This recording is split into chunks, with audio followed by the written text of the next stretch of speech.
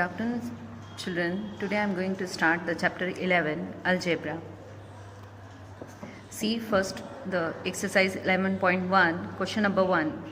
Find the rule which gives the number of matchsticks required to make the following matchstick pattern. Use a variable to write the rule. ठीक है, आपको pattern है और letter of T S like this. अब T कैसे बनेगा, आपको एक हॉरिजॉन्टल और एक वर्टिकल लाइन दिया है, तो आपको उसको पैटर्न लिखना है. आप कोई भी वेरिएबल लगा के लिख सकते हो. ठीक है, सो एक्सरसाइज 11.1 क्वेश्चन नंबर 1. इसका पैटर्न, अब जो आपका लेटर है टी, उसमें एक मैच स्टिक हॉरिजॉन्टल और एक वर्टिकल है. ठीक है, 2 मैच स्टिक है, तो उसके लिए आप पैटर्न लिखोगे. 2 मैच स्टिक है इसलिए हमने 2 लिखा और कोई भी वेरिएबल इसके साथ लगाना है, दैट इज़ अ 2n. ठीक है, ये हो गया आपका फर्स्ट ए का आंसर. फिर बी में आपको बोला है that is a pattern of letter Z कैसे लिखोगे आप, लाइक दिस. ठीक है, 1 2 3 मैच स्टिक है, तो यहाँ पर आ गया आंसर 3n. ठीक है, फिर जो नेक्स्ट क्वेश्चन है वहाँ पर पैटर्न आपको गिवन है, दैट इज़ अ यू में आपको ये पैटर्न इस तरीके से. ठीक है, दिस 1 2 एंड 3 अगेन, तो आपका पैटर्न आ गया थर्ड का. यू का पैटर्न है 3n. फिर है लेटर वी कैसे आएगा, लाइक दिस. ये आपका 1 मैच स्टिक और ये सेकेंड. ठीक है, तो यहाँ पर पैटर्न हो गया 2n, लाइक दिस. आपको बाकी के आंसर करने हैं. फिर क्वेश्चन नंबर ई है. ई में आपको दिया है that is a E, this 1 2. ठीक है, ये लाइंस कितने मैच स्टिक्स हो गए यहाँ पर, ये वो काउंट करने हैं आपको. 1 2 3 4 5, तो ये पैटर्न है 5n. दैट इज़ यहाँ पर आपका पैटर्न है ई का. ठीक है, नाउ एफ में एस है. S this line, then vertical again like this. ठीक है, लाइक दिस, ये आपका एस. तो एस में 1 2 3 4 5n इज़ अ आंसर. फिर है R, a pattern of letter A है. ठीक है, जी क्वेश्चन जो आपका है वो लेटर ए है. ए किस तरीके से बनाया हुआ है, आपको ऐसे ही आपकी कॉपी में बनाना है और इसको कॉपी में आंसर लिखना है. ठीक है, ये लेटर ए, पैटर्न ए है. इसमें कितने मैच स्टिक लगे हुए हैं, तो वो काउंट करना है आपको. दैट इज़ अ 1 2 3 4 5 6. तो ये पैटर्न का आंसर होगा 6n. Now see the question number 2. Question number 2 is, we already know the rule for the pattern of letter L, C and F. Some of letters from question number 1 given above give us the same rule as that given by L. Which are these? Why does this happen? अब ये जो ऊपर जो pattern आपको दिया है, इसमें जो L में कितने जो आपका रूल बनेगा दैट इज़ अ 2n वाले कौन कौन से हैं पैटर्न, वो आपको देखना है जिसमें 2n यूज़ हुआ है. तो फर्स्ट आपका है दैट इज़ अ टी, तो आंसर आएगा आपका ए. एंड यहाँ पर डी में भी यहाँ पर वी है, जो लेटर आपका वी लेटर में 2n, इसका आंसर कितना है, दैट इज़ अ 2n. तो 2n टी और वी में आया है, सो ये दोनों पैटर्न एक जैसे हैं. सो इसका आंसर आएगा A and D have the same pattern. Now see the question number 3. That is a cadets are marching in a parade. There are 5 cadets in a row. What is the rule which gives the number of cadets given the number of rows. Use n, small n for the number of rows. See the solution of this, that let n be the number of rows. Number of cadets in a row is equal to 5. So number of cadets is equal to number of cadets in a row multiply number of rows. आपके पास में कितने cadets हैं एक ही line में, 5 को multiply करेंगे. Number of रोज आपको बोला है n, तो n से मल्टीप्लाई करोगे तो आंसर आ जाएगा 5n. Now see the question number 4. If there are 50 mangoes in a box, how will you write the total number of mangoes in terms of number of boxes. Use b, small b for the number of boxes. ठीक है, तो आपको क्या करना है, इसके लिए total number of boxes आपको फाइंड आउट करना है. क्वेश्चन नंबर 4, इसमें आपको बोला है that is the small b, और हर एक बॉक्स में कितने हैं, 50 मैंगोज हैं. एक बॉक्स में 50 है, तो टोटल टोटल मैंगोज़ कितने होंगे वो बॉक्सेस में आपको फाइंड आउट करना है, इसलिए हम लिखेंगे यहाँ पर total mangoes is equal to 50 mangoes in a box multiply number of rows, आपकी लाइनें कितनी हैं रोज़ की वो आपको लिखना है 50 multiply B, so 50 B is a answer, ठीक है। So see 50 multiply number of boxes, so 50 multiply b, that is a 50 b is answer. Now see the question number 5. The teacher distributes 5 pencil for per student. Can you tell how many pencils are needed given the number of students? Use s for the number of students. So small s आपको use करना है। इसके लिए आपको easy तरीका है कि हर teacher ने कितना दिया है, हर एक बच्चे को पेंसिल वो देखना है सबसे पहले। So teacher gives the 5 pencil to each student, तो 5 मल्टीप्लाई आपको स्मॉल s करना है। क्यों? क्योंकि number of total number of students कितने हैं, दैट इज़ अ s है। तो आप टोटल पेंसिल्स कितने डिस्ट्रीब्यूट हुए उसके लिए total pencils distribute to the student is equal to 5 multiply s, that is a 5s, that is your answer. See the question number 6. A bird flies 1 kilometer in 1 minute. Can you express the distance covered by one bird by the bird in the terms of its flying time in minutes? Use t for flying time in minutes. ठीक है, आपको दिया है that is जो bird है वो एक minute में 1 किलोमीटर उड़ता है। आपको फाइंड आउट करना है the distance covered by the bird in the terms of flying time in minutes में आपको देना है और आपको यूज़ करना है that is a small T for the flying time in minutes.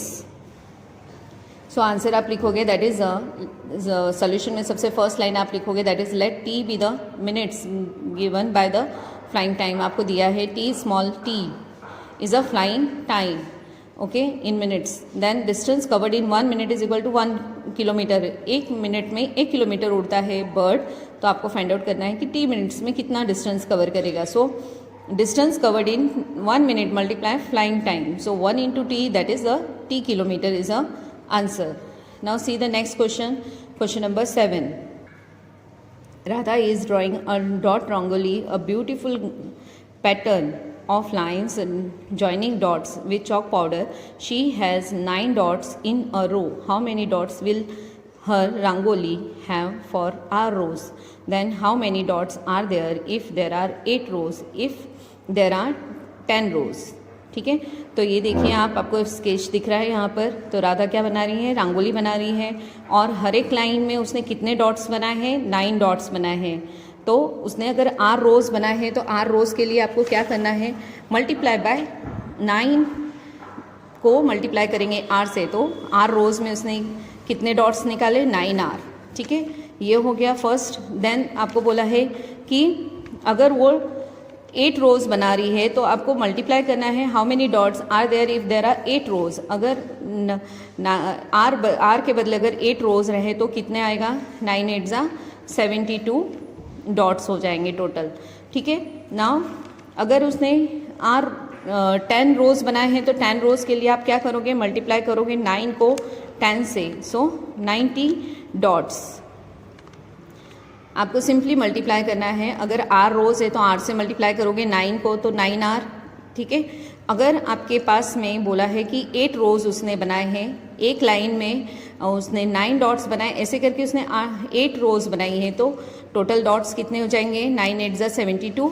Then 10 रोज़ बनाई है तो 9 को 10 से मल्टीप्लाई करेंगे तो 90 dots she made.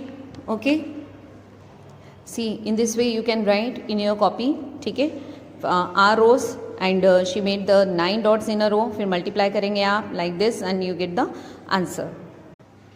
Now see the question number 8. Leela is Radha's younger sister. Leela is 4 years younger than Radha. Can you write Leela's age in terms of Radha's age? Take Radha's age to be x year. आपको बोला है कि find out करना है कि राधा की जो छोटी सिस्टर है वो उससे 4 साल छोटी है, 4 years यंगर, दैट मीन लीला इस उससे 4 साल छोटी है राधा से। आपको लीला की एज लिखनी है और आपको बोला है कि राधा की एज कितनी है, x ईयर है। सो हम यहाँ पे लिखेंगे दैट इज़ x, ये हुआ राधा's एज। ठीक है, राधा's age is x year, okay. फिर जो है लीला's एज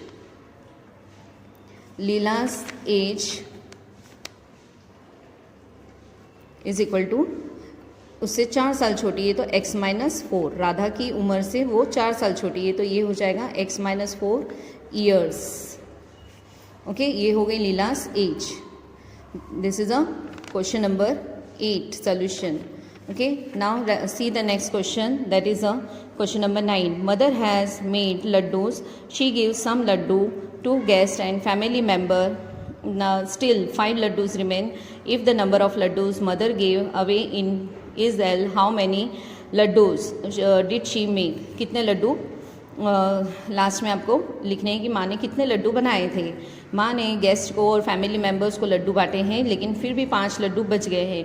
अगर उसने L लड्डूज़ बनाए थे, number of laddoos mother gave mean मतलब अगर उसने मदर ने L लड्डू बांटे हैं, दिए हैं, तो कितने लड्डू उन्होंने बनाए हैं माँ ने, वो आपको फाइंड आउट करना है।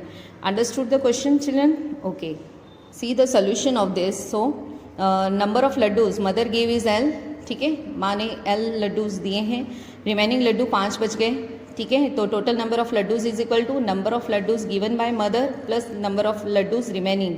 हम क्या करेंगे, माँ ने कितने लड्डू बांटे L और जितने बच गए उन दोनों को प्लस करेंगे तो टोटल नंबर आ जाएगा L plus 5 laddoos mother made. That is a answer. Now see the question number 10. Question number 10 is oranges are to be transferred from larger box into the smaller boxes. When larger box is emptied, the oranges from it fill 2 smaller boxes and still 10 oranges remain outside. If the number of oranges in a small box are taken to be x, what is the number of oranges in the larger box? ठीक है, आपको बोला है कि जो बड़े box है उसमें से 2 छोटे छोटे बॉक्सेस में ऑरेंजेस डाले गए हैं, रखे गए हैं, लेकिन फिर भी 10 ऑरेंजेस बाहर रह गए, वो रखने में नहीं आए, वो बॉक्स में नहीं आ पाए।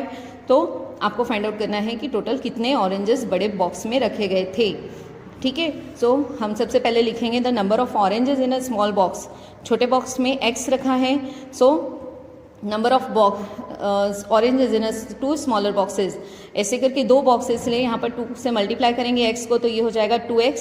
Then number of oranges remain outside, बाहर रखे गए कितने हैं, 10 ऑरेंजेस है, तो total number of oranges in a larger box is equal to 2x plus 10। That is your answer. Now see the question number next, that is the question number 11A. Look at the following matchstick pattern of the square figure 11.6. The squares are not separate. 2 neighboring squares have the common matchstick. Observe the pattern and find the rule that gives the number of matchsticks. ये आपको squares दिए हैं, उनका pattern करना है। सी like this, एक तो यहाँ आप मैचिक स्टिक लेकर भी आप कॉपी में इस तरीके से लगा सकते हो, या फिर आपको इस तरीके से ड्रॉ करना है। जो फर्स्ट वाला स्क्वायर है उसमें कितने मैचिक स्टिक हैं, 1 2 3 4 हैं। सेकंड में आपको काउंट करना है तो 1 2 3 4 5 6 और ये बीच में एक और है मैचिक stick, that is a 7।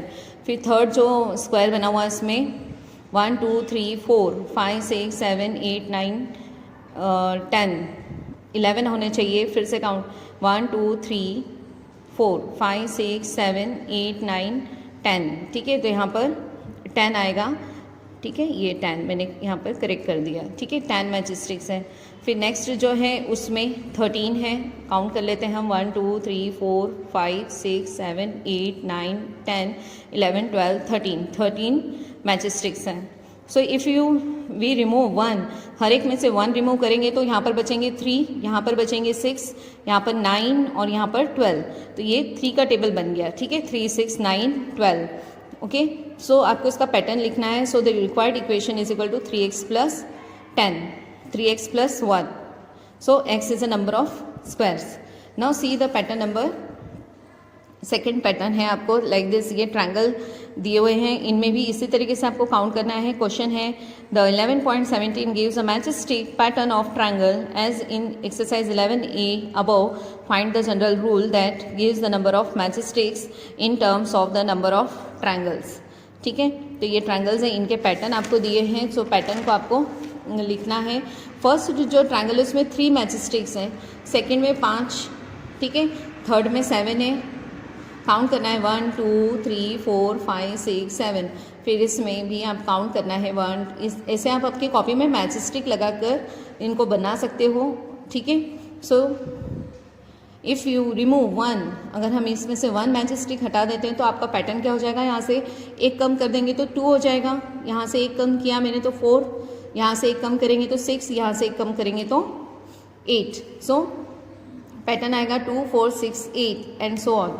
So required equation आपका बनेगा that is a 2x + 1 where x is a number of triangle. अगर यहाँ पर हम 1 पुटअप करते हैं तो यहाँ पर हो जाएगा 2 1 = 2 + 1 दैट इज़ अ 3 3 इज़ आपका ट्रायंगल का मैच स्टिक आ गया, ठीक है। सिमिलरली यहाँ पर भी इसका जो फर्स्ट ए पार्ट है इसमें भी आपको इफ़ यू यहाँ पर अगर हमने 1 रखा तो 3 1 = 3 + 1 3 + 1 that is a 4 match stick आ जाएगा, ठीक है। In this way here we complete this exercise 11.1। Thank you.